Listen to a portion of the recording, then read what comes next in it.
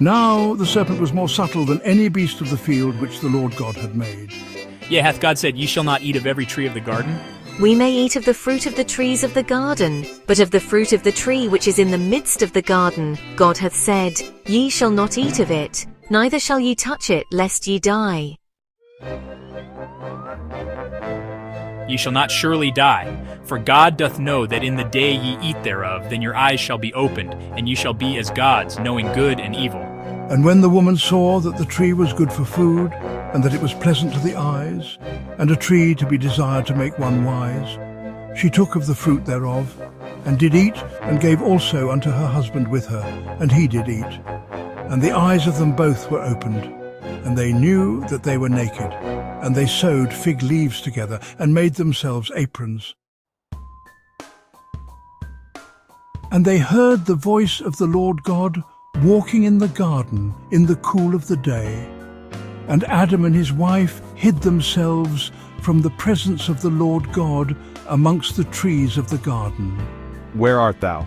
I heard thy voice in the garden, and I was afraid because I was naked, and I hid myself. Who told thee that thou wast naked? Hast thou eaten of the tree, whereof I commanded thee that thou shouldest not eat? The woman whom thou gavest to be with me, she gave me of the tree, and I did eat. What is this that thou hast done? The serpent beguiled me, and I did eat.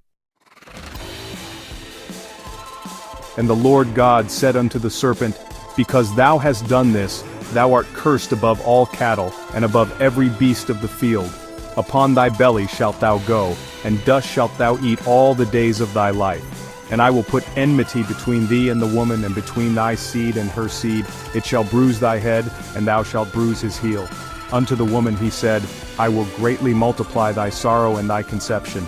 In sorrow thou shalt bring forth children, and thy desire shall be to thy husband, and he shall rule over thee. And unto Adam he said, Because thou hast hearkened unto the voice of thy wife, and hast eaten of the tree of which I commanded thee, saying, Thou shalt not eat of it, cursed is the ground for thy sake. In sorrow shalt thou eat of it all the days of thy life. Thorns also and thistles shall it bring forth to thee, and thou shalt eat the herb of the field. In the sweat of thy face shalt thou eat bread, till thou return unto the ground. For out of it wast thou taken, for dust thou art, and unto dust shalt thou return. And Adam called his wife's name Eve, because she was the mother of all living. Unto Adam also and to his wife did the Lord God make coats of skins, and clothe them. And the Lord God said, Behold, the man is become as one of us, to know good and evil. And now, lest he put forth his hand, and take also of the tree of life, and eat, and live forever. Therefore the Lord God sent him forth from the Garden of Eden, to till the ground from whence he was taken. So he drove out the man, and he placed at the east of the Garden of Eden cherubims, and a flaming sword which turned every way, to keep the way of the tree of life.